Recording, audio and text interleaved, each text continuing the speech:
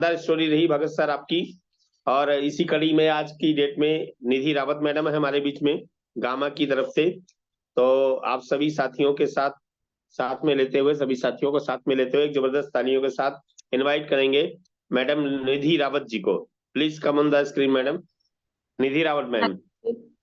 Yes, sir. Thank you, sir. Thank you so much. Welcome welcome. Thank you. A very good morning to all of you and आप सभी का बहुत बहुत धन्यवाद मुझे ये अपॉर्चुनिटी प्रोवाइड करने के लिए कि आज मैं आप सभी के बीच में आ सकूं और आप सभी के बीच में नई स्वास्थ्य से संबंधी जानकारी दे सकूं।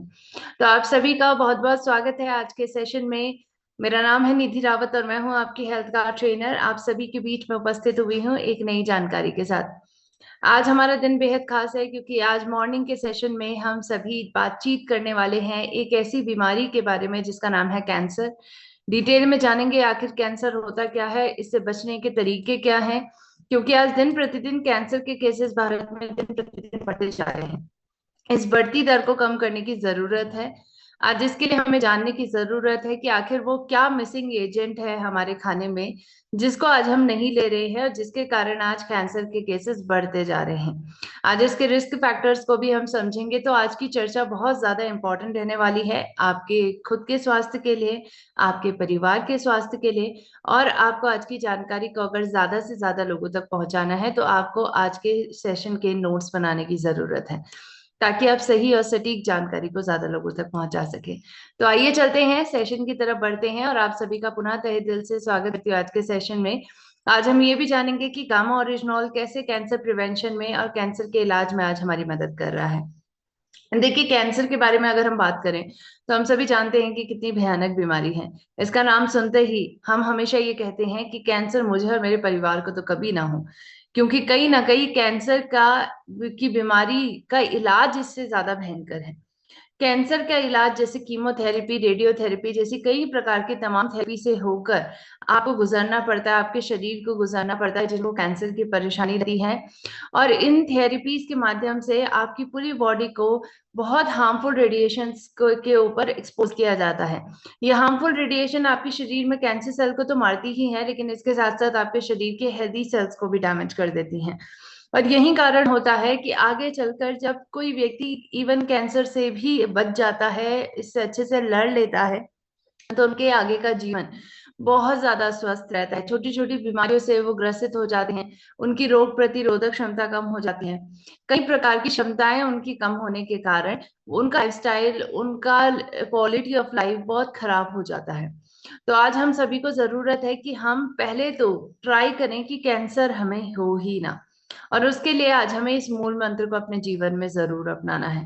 Prevention is better than cure, यानी उपचार से बेहतर है बचाव। हमें उपचार से बेहतर बचाव की तरफ बढ़ने की जरूरत है। अपने माइंडसेट को प्रिवेंशन की तरफ लेके जाने की जरूरत है। इस प्रकार से काम करने की जरूरत है कि आप पहले बीमारी होने से पहले ही अपना बचाव करने की कोशिश करें।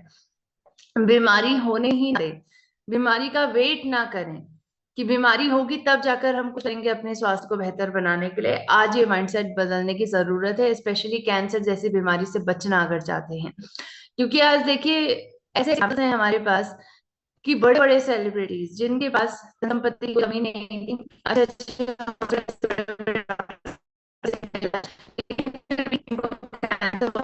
कैंसर होने की वजह से इनके शरीर में बहुत सारी कॉम्प्लिकेशंस आई और ये कैंसर से सरवाइव नहीं कर पाई, यानी इस लड़ाई को वो जीत नहीं पाए।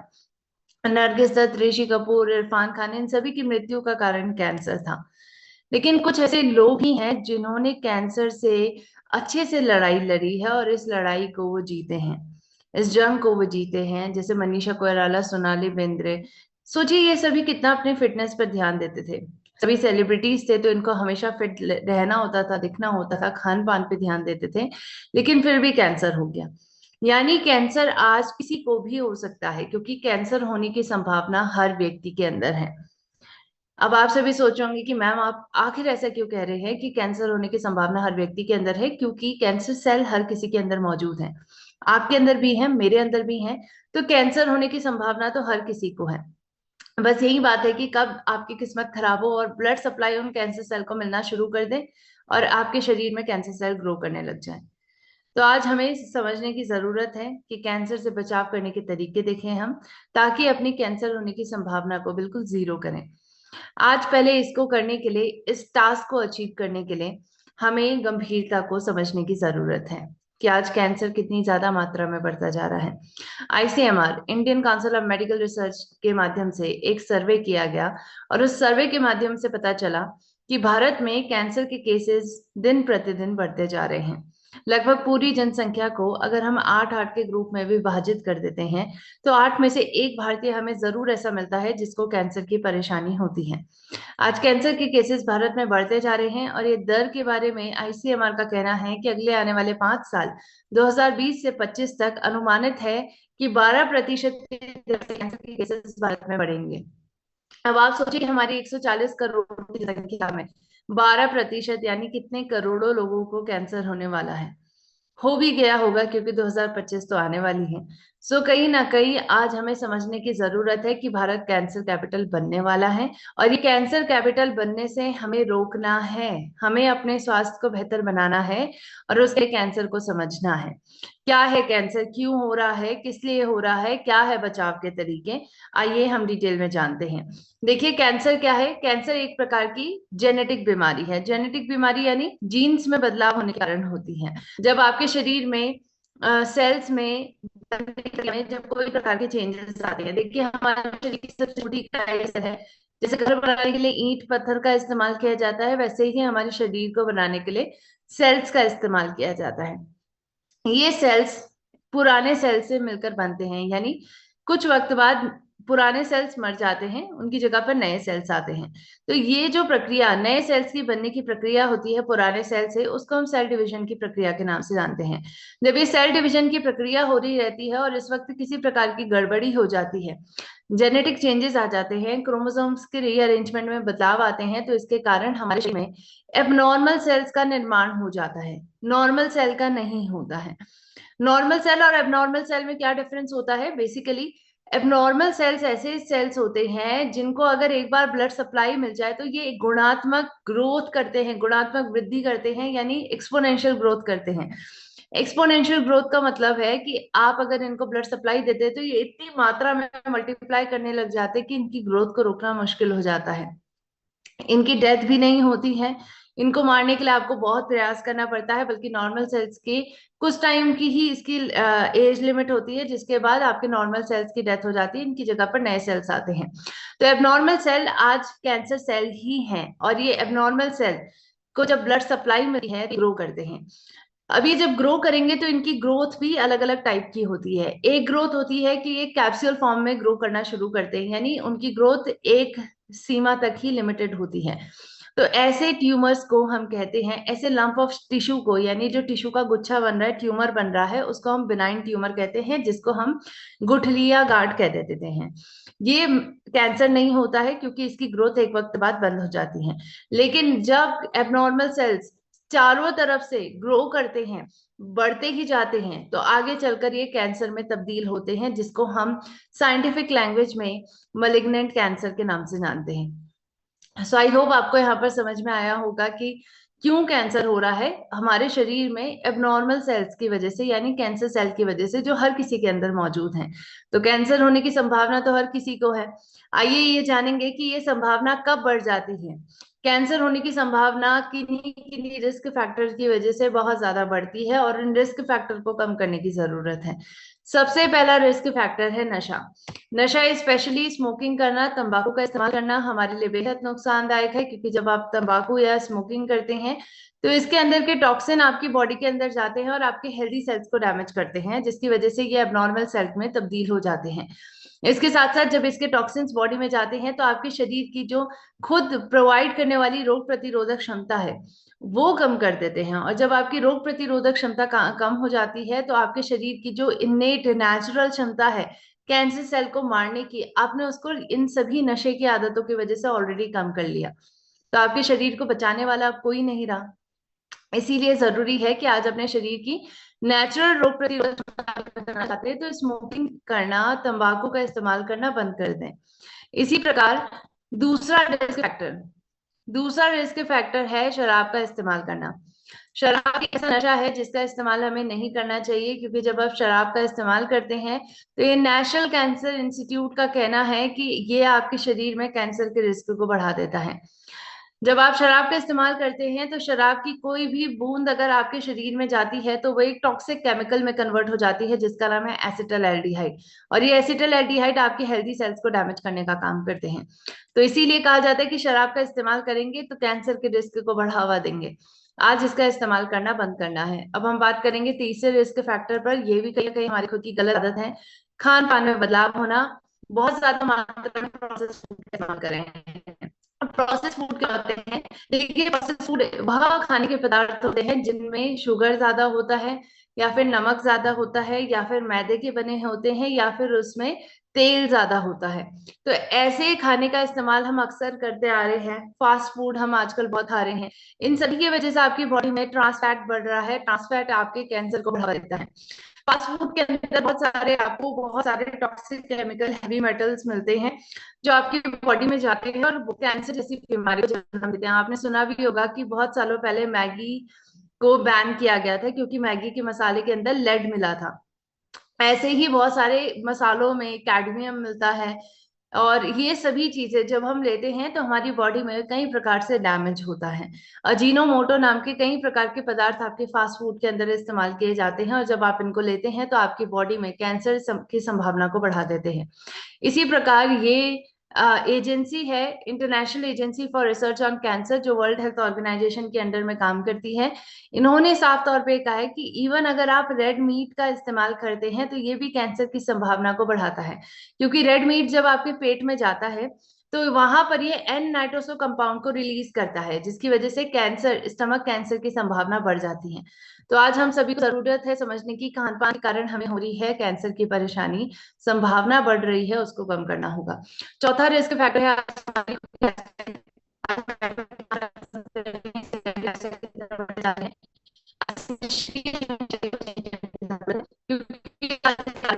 जोन के कारण हमें कैंसर की बीमारी बढ़ती जा रही है। इसी प्रकार पांचवा रिस्क फैक्टर है हमारे आसपास का वातावरण। अब इस पर हम अकेले काम करना है, हमें मिलकर काम करना है। आसपास जो पॉल्यूशन है, यूवी रेडिएशंस है, जब ये बढ़ते जा रहे हैं तो इसके कारण ये टॉक्सिन्स आपकी बॉडी के अंदर जाते हैं। ये पॉल्यूटेंट्स नाक के माध्यम से, सांस के माध्यम से, खाने के माध्यम से, पानी के माध्यम से आपकी बॉडी के अंदर जा रहे हैं और ऑक्सीडेंट्स का निर्माण कर रहे हैं। और आप सभी को बताना चाहूंगी कि ऑक्सीडेंट जो होते हैं वो बेसिकली कार्सिनोजेनिक होते हैं, यानी कैंसर इनकी वजह से होता है।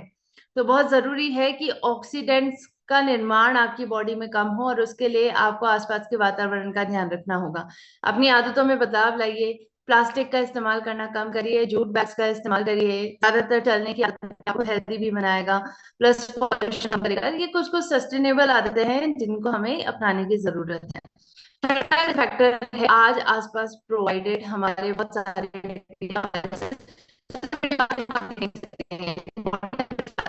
तो ये बहुत ज्यादा डैमेज करते हैं। और लंबे वक्त तक अगर आप इन्फेक्शन के शिकार रहते हैं, कोई भी इन्फेक्शन, बैक्टीरियल है, वायरल है, फंगल है, तो ये आपके शरीर में कैंसर की संभावना को बढ़ा देता है।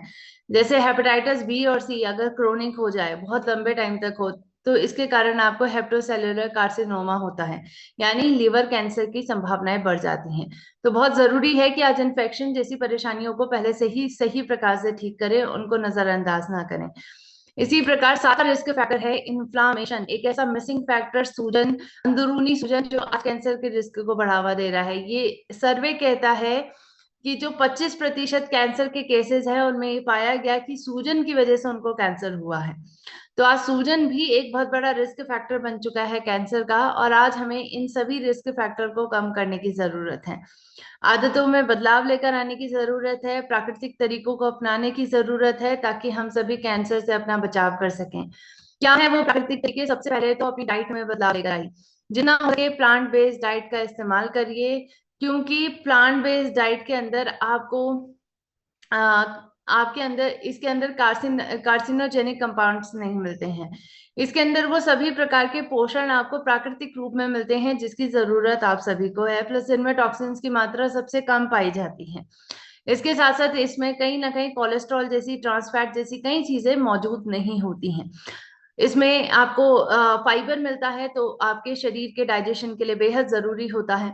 तो कहीं ना कहीं हमें आज कच्ची सब्जियां, कच्चे फल खाने की थोड़ा आदत होनी चाहिए, सैलेड्स खाने की आदत होनी चाहिए, खान पान में बदलाव लेकर आए। और दूसरा तरीका है कि एक्सरसाइज करना शुरू कर दें।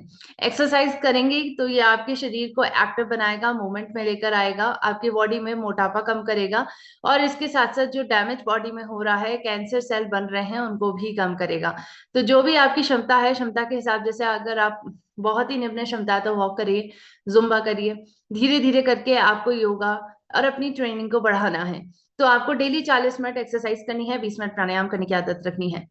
इसी प्रकार अपने खाने में कुछ ऐसी चीजों को ऐड करना होगा जो आपकी नेचुरल क्षमता, कैंसर सेल से लड़ने की नेचुरल क्षमता, रोग प्रतिरोधक क्षमता को बेहतर बनाए। और ये है इम्यूनिटी बूस्टर। जैसे कई प्रकार के इम्यूनिटी बूस्टर घरेलू तौर पर आप इस्तेमाल कर सकते हैं। हल्दी का इस्तेमाल करें, रात को सोने से पहले हल्दी का दूध पी लें। अदरक का इस्तेमाल अपने खाने में ज्यादा करें, लहसुन का इस्तेमाल करें।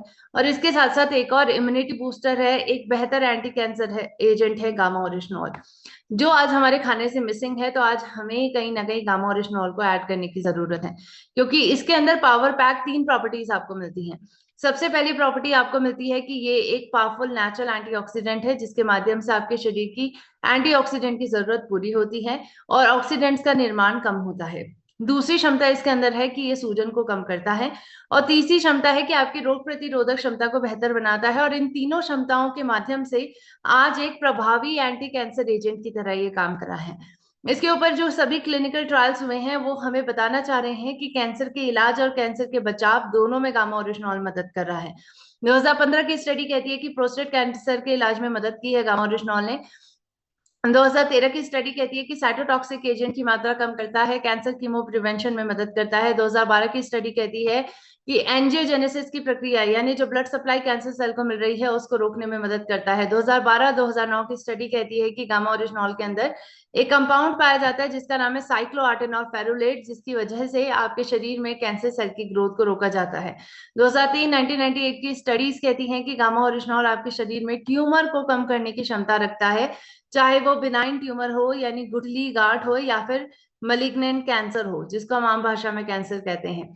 और इसीलिए आज इन सभी क्लिनिकल ट्रायल्स को मद्देनजर रखते हुए आज भारत के बहुत सारे कैंसर स्पेशलिस्ट गामा ओरिजिनॉल को रेकमेंड करते हैं, अगर आप कैंसर की संभावना को बिल्कुल जीरो करना चाहते हैं। डॉक्टर राहुल भार्गव जो जाने माने कैंसर स्पेशलिस्ट हैं भारत के, कैंसर मुक्त भारत पर मिशन पर ये काम कर रहे हैं और फोर्टिस हॉस्पिटल नोएडा में कार्यरत है। आइए जानते हैं डॉक्टर साहब के रिव्यूज की। आखिर उनका कहना है कि क्या गामा ओरिजिनॉल हर व्यक्ति को लेने की जरूरत है। हमें डिटेल में सर की बातों को सुनना है। Gamma oryzanol has been found out to be effective as an antioxidant which comes from rice bran in preventing the cancers if taken for a long period. And this gamma oryzanol is basically an activator of NK cells which keeps the cancer cells at check. It not only works through NK cell but also it inhibits angiogenesis. It means it cuts the supply for the cancer cells to grow. So I hope आप सभी ने यहाँ पर doctor साहब की बातों को ध्यान से सुना होगा। डॉक्टर साहब कह रहे हैं कि गामा ओरिजिनॉल अगर कोई लेता है तो कैंसर सेल की ग्रोथ को रोकने में मदद करता है, नेचुरल किलर सेल्स को एक्टिवेट करता है, साथ साथ जो ब्लड सप्लाई कैंसर सेल को मिल रही है उसको रोकता है। तो आज कैंसर की संभावना को जीरो करने की क्षमता है गामा ओरिजिनॉल के अंदर, तो इसका इस्तेमाल करना है। भारत के बहुत सारे लोगों ने ऐसा करा है, जैसे अमित सकारिया जी का टेस्टिमोनियल मिला है हमें। स्टमक कैंसर से पीड़ित थे, आखिरी स्टेज का कैंसर था और इसमें राहत मिली। मुंह के कैंसर के इलाज में भी डॉक्टर दिनेश ने इन व्यक्ति को दिया था, 3 महीने के अंदर इनके मुंह में जो घाव बन रहा था कैंसर का वो ठीक हुआ। मिस्टर दिनकर जी को भी मुंह का कैंसर था और इन्होंने लगभग 30 बार कीमोथेरेपी करवा दी थी। 1.5 साल पहले डिटेक्ट हुआ था इनको कैंसर, लेकिन फिर भी इनको राहत नहीं मिल रही थी। केवल 2 महीने गामा ओरिजिनॉल के इस्तेमाल से उनके मुंह में, जो आप फोटो में भी देख सकते हैं, घाव बन रहा था वो बिल्कुल ठीक होने लग गया। काफी इफेक्ट उनको 2 महीने के अंदर ही मिल गया। इसी प्रकार राजवती देवी जी का यहाँ टेस्टिमोनियल है जो आपको मैं जरूर दिखाना चाहूंगी। इनको लिवर कैंसर की परेशानी थी और ये कहीं ना कहीं थोड़ा गरीब घर से थे, तो इनके पास कैंसर के इलाज के लिए उतना पैसा जो लगता है 8 लाख 10 लाख रुपए, महावीर कैंसर संस्थान में इनका इलाज चल रहा था, इतने पैसे इनके पास नहीं थे। लेकिन जब गामा ओरिजिनॉल इनको दिया गया तो इनका स्वास्थ्य बेहतर बना, कैंसर से इन्होंने की परेशानी से इन्होंने राहत भी पाई। तो आपको ये जो टेस्टिमोनियल है वो ध्यान से देखना है ताकि आप इनकी बातों को और इनके इमोशंस को समझ सकें। महावीर कैंसर जो पटना में संस्थान है, एकदम इंडिया लेवल पे है, वहाँ पर इनको समझिए कहा गया था 8 महीना, आज से 8 महीना पहले दशहरा के वक्त कि 10 लाख रुपया लगेगा ऑपरेशन करने के लिए, फिर भी कोई गारंटी नहीं है कि आप बचेंगी। तो हम लोग देखें, दशरथ भाई यहाँ पे हैं, ये इन्हीं के माध्यम से इन्होंने इनको गामा ओरिजिनल दिया। गामा ओरिजिनल इतना शानदार काम किया कि क्या बताएं, जितना भी कहेंगे कम है। पहले हम भी देखे थे इनको, और ये अपने से बताएंगे कि पहले जब गए थे पटना में तो क्या स्थिति था। बिल्कुल कुछ नहीं खाती थी, जो भी पानी भी पीती थी बाहर आ जाता था। मैडम बताइए, पहले की माने क्या परेशानी था आपको? परेशानी रहे से अन्न देख के अब अथी उल्टी हो जाए, चलाह न होखे, एगो आदमी उठावे तब उठी। जहिया से ओमे के दवा खैली वहिया से अच्छा है। कैंसर के लिए वहाँ पे महावीर कैंसर में कितना रुपया मांगा था आपसे?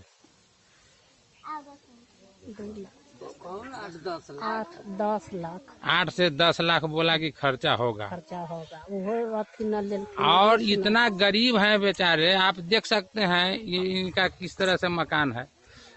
इतना गरीब है कि 8 से 10 का 1-2 लाख भी व्यवस्था नहीं कर पा सकते थे।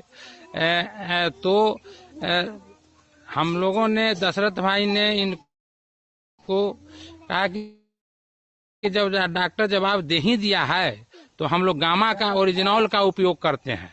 गामा ओरिजिनल का यूज करते करते और इनका बहुत बेजोड़ एकदम सुंदर स्थिति हो गया है। कैंसर पहले ही मैंने उठ नहीं पाती थी अकेले, आज एकदम बाजार करती हैं। बाजार जाती हैं आप? बाजार जाते हैं। सो आई होप आप सभी ने इस टेस्टिमोनियल को ध्यान से देखा होगा और बहुत अच्छी स्थिति इनकी हुई है। गामा ओरिजिनल के माध्यम से कैंसर की परेशानी से राहत मिली है।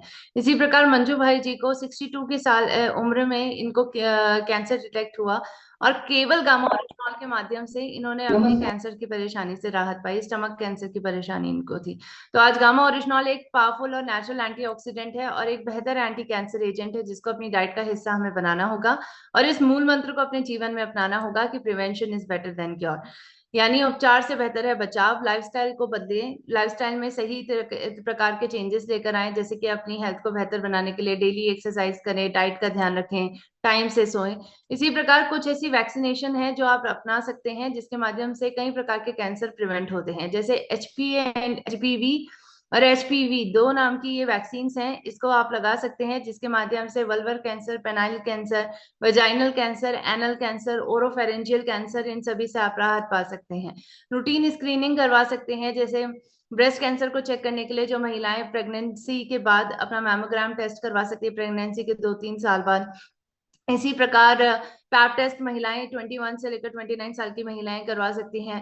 जो स्मोकिंग करते हैं वो अपना लो सिटी स्कैन टेस्ट करवा सकते हैं।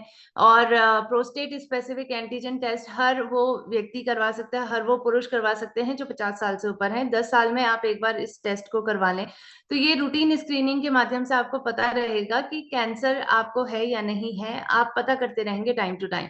इसी प्रकार एक बार अपनी फैमिली हिस्ट्री भी चेक करवाइए प्रिडिक्टिव जेनेटिक टेस्टिंग के माध्यम से।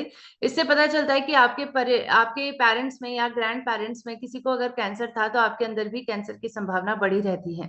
तो एक बार इस जेनेटिक टेस्टिंग को आप जरूर करवाएं, ताकि आपको पता रहे कि आपकी परिवार में ही किसी को कोई परेशानी तो नहीं है। तो आज prevention is better than cure के मंत्र को अपने जीवन में जरूर अपनाना है और अपने स्वास्थ्य को बनाने के लिए गामा ओरिजिनल को अपनी डाइट का हिस्सा जरूर बनाना है। सो आई होप आज के सेशन से आपको बहुत सारी जानकारी मिली होगी, और जानकारी अगर अच्छी लगी है तो ज्यादा लोगों तक जरूर शेयर करें। इसी मनोकामना के साथ आप सभी का बहुत बहुत धन्यवाद कि आपने मुझे बहुत ध्यानपूर्वक तरीके से सुना है। आप सभी का दिन शुभ हो। Over to you sir. Thank you so much. Thank you madam, thank you. बहुत ही शानदार आपका आज का सेशन रहा। और जैसे आपने बताया कि ये सारी चीजें होती हैं, ये करने से दिक्कत आती है, लहसुन खाना चाहिए, अदरक खाना चाहिए, दूध पीना चाहिए, और ये जो क्या पॉल्यूशन है उससे बचना चाहिए। तो BC सर कहते हैं कि यहाँ सुबह घूमने जाओगे तो बाईपास सर्जरी नहीं करवानी पड़ेगी। तो हम लोग बाईपास सुबह घूमने नहीं जा सकते, इतना सारे पोल्यूशन से नहीं बच सकते, हल्दी दूध ये सब नहीं ले सकते। एक काम कर सकते हैं, गामा जरूर खा सकते हैं, ये बिल्कुल सबसे